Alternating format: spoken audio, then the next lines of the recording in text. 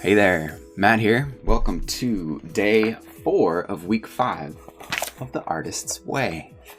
Today we are exploring that flow state that everybody loves and how creativity and that flow state are intrinsically woven together, which for me feels a lot like the chicken and the egg conundrum when I notice after maybe hours have passed from what started as a curious idea, followed by some gentle exploration and some uninterrupted spaciousness, often results in this blissful, timeless state of just curious discovery and stress-free creation.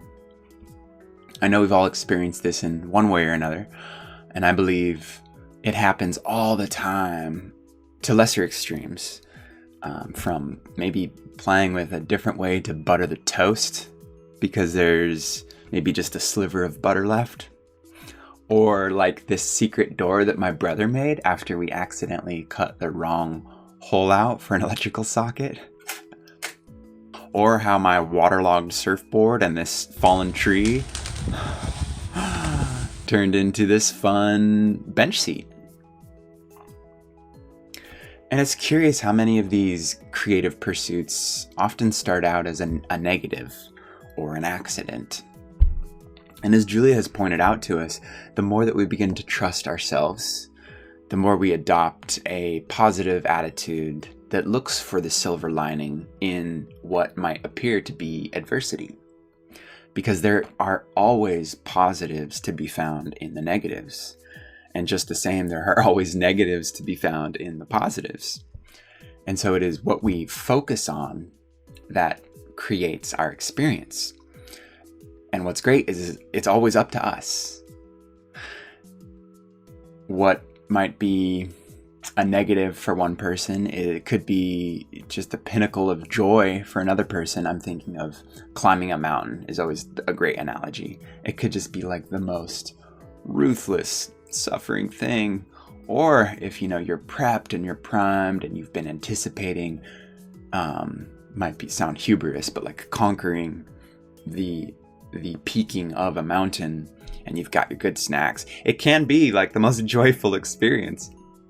And so we have to ask, what is it that shapes our perspectives, especially knowing many factors of which are unconscious patterns that we've held on to maybe from way back.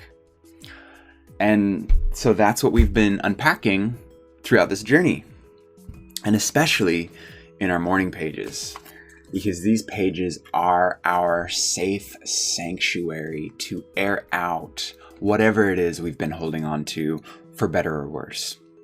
And what's cool, as those things are placed on the page, we get to observe them from this objective perspective that very often enlightens us to the origins, or not, maybe just enlightens us to whether or not we want to continue this story, or these thoughts or these beliefs that create our overall state of being.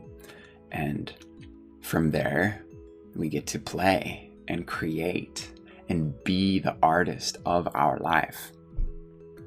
So, if you haven't already, let's go ahead and chisel out some sacred space to do our morning pages.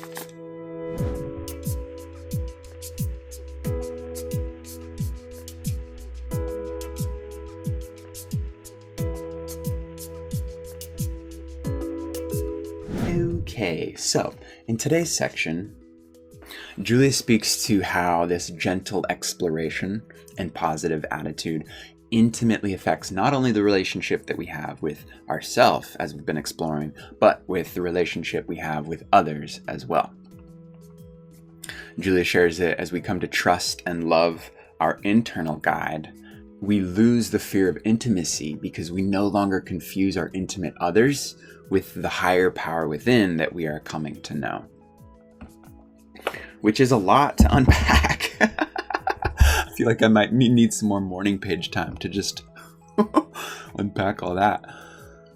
Or explore today's exercise, where we look at forbidden joys, which could be a great way to explore, all this what is the well, I guess first acknowledging what things we would love to do but feel that we are not allowed to do, and even just taking some time to list out maybe like 10 of those things, we begin to notice and break down the barriers that prevent us from doing those things and enjoying them. So I'm actually going to start jamming on that. I will see you tomorrow. We're going to explore a cool concept that Julia calls the virtue trap. It's a good one. So until then, enjoy the day, enjoy the moment, enjoy yourself, and enjoy your gentle exploration. Peace and love.